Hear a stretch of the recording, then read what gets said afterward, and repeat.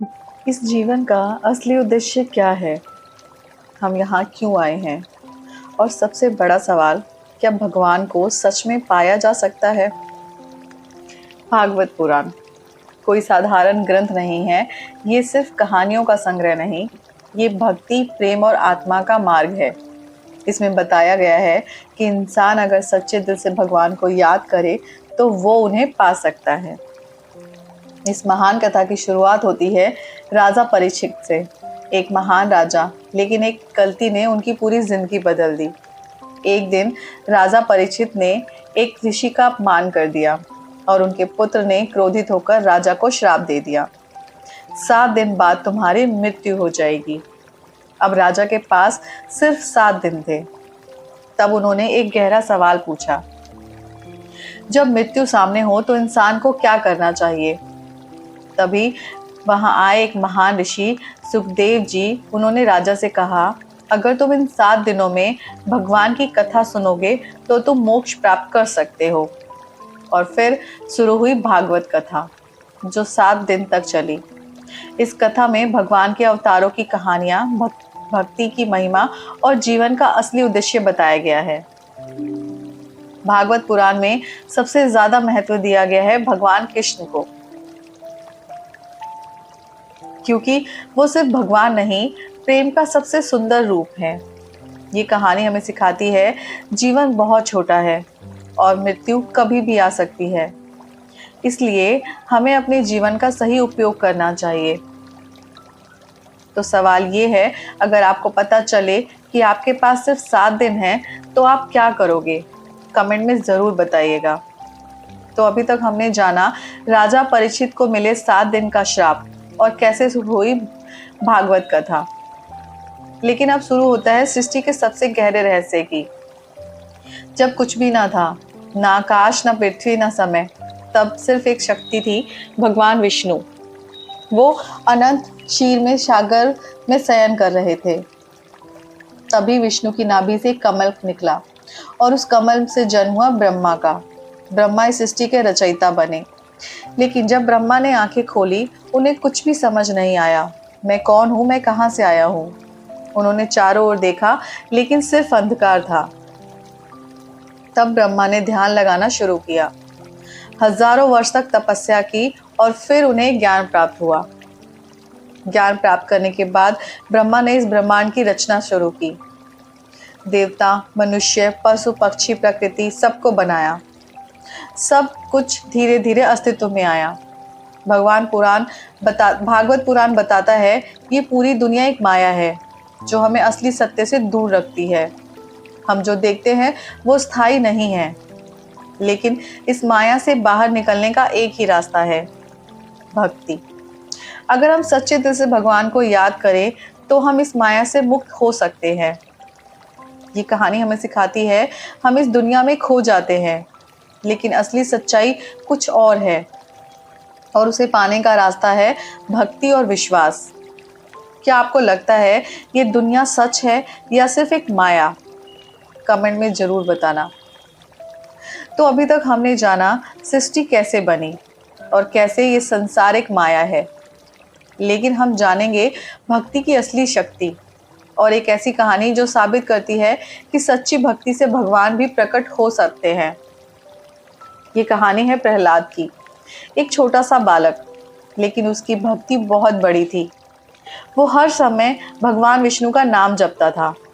लेकिन प्रहलाद के पिता थे हिरण्यकश्यप। वो खुद को भी भगवान मानते थे। उन्हें ये बिल्कुल पसंद नहीं था कि उनका बेटा किसी और भगवान की पूजा करे।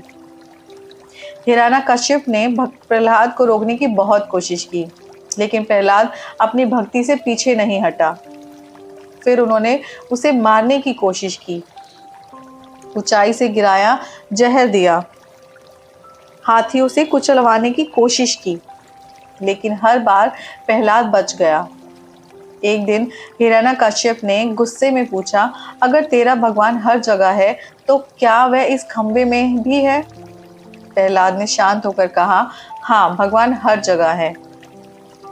तभी उस खंबे से आवाज आई और प्रकट हुए नरसिंह भगवान, आधा इंसान आधा शेर।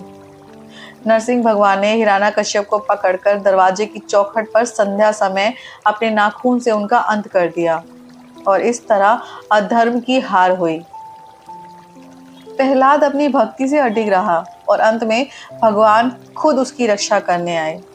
ये कहानी हमें सिखाती है, अगर आपकी भक्ति सच्ची है तो कोई भी ताकत आपको हरा नहीं सकती। भगवान हमेशा अपने भक्तों के साथ होते हैं। क्या आप इतनी कठिन परिस्थिति में भी अपने विश्वास को नहीं छोड़ेंगे? कमेंट में जरूर बताना।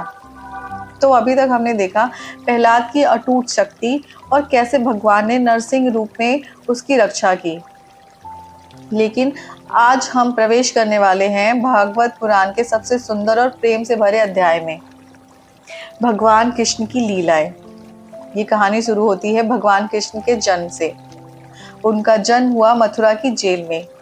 उनके माता पिता थे देवकी और वासुदेव, लेकिन उनके जन्म के साथ ही एक बड़ा खतरा भी था। मथुरा का राजा कंस, जिसे भविष्यवाणी मिली थी, देवकी का 8वां पुत्र तुम्हारी मृत्यु का कारण बनेगा।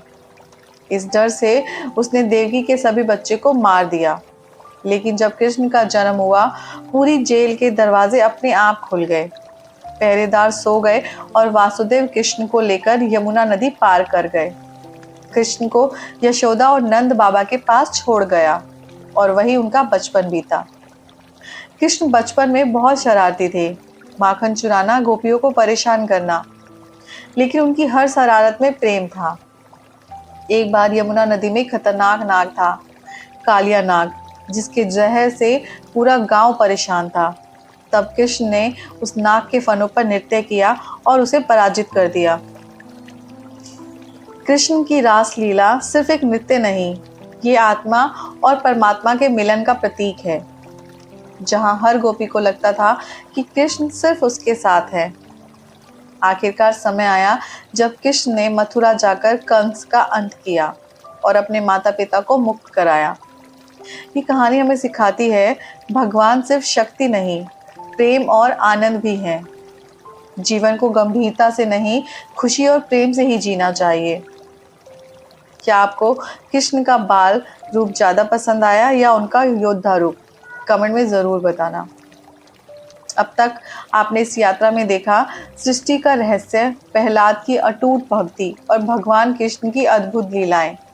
लेकिन आज हम जानेंगे इस पूरी कथा का सबसे गहरा सत्य। समय बीतता है और आता है महाभारत का युद्ध, जहां हर कोई अपने अपने धर्म के लिए लड़ रहा है। लेकिन सबसे बड़ी लड़ाई चल रही थी एक इंसान के अंदर, अर्जुन। युद्ध के मैदान में अर्जुन ने जब अपने ही रिश्तेदारों को सामने देखा तो उनका मन डगमगा गया। मैं अपने ही लोगों को कैसे मार सकता हूँ? उसने अपने धनुष को नीचे रख दिया। तभी भगवान कृष्ण ने अर्जुन को दिया भगवद गीता का ज्ञान। उन्होंने कहा, तुम्हारा कर्तव्य है कर्म करना, फल की चिंता मत करो, आत्मा कभी नहीं मरता। कृष्ण ने समझाया, ये शरीर नश्वर है लेकिन आत्मा अमर है, इसलिए सही काम करने से कभी मत डरना। भागवत पुराण हमें सिखाता है, ज्ञान से भी बड़ा है भक्ति। अगर हम सच्चे दिल से भगवान को याद करें तो हम हर दुख से मुक्त हो सकते हैं। कृष्ण सिर्फ एक देवता नहीं है, वो एक दोस्त है, एक मार्गदर्शक है और जीवन जीने का तरीका है। जीवन एक युद्ध है और हर दिन हमें निर्णय लेना होता है सही और गलत के बीच, और जीत हमेशा उसी की होती है जो धर्म के रास्ते पर चलता है। जब जीवन में कठिन निर्णय लेना पड़े तो क्या आप सही रास्ता चुनेंगे या आसान रास्ता? सोचिए और कमेंट में जरूर बताइए।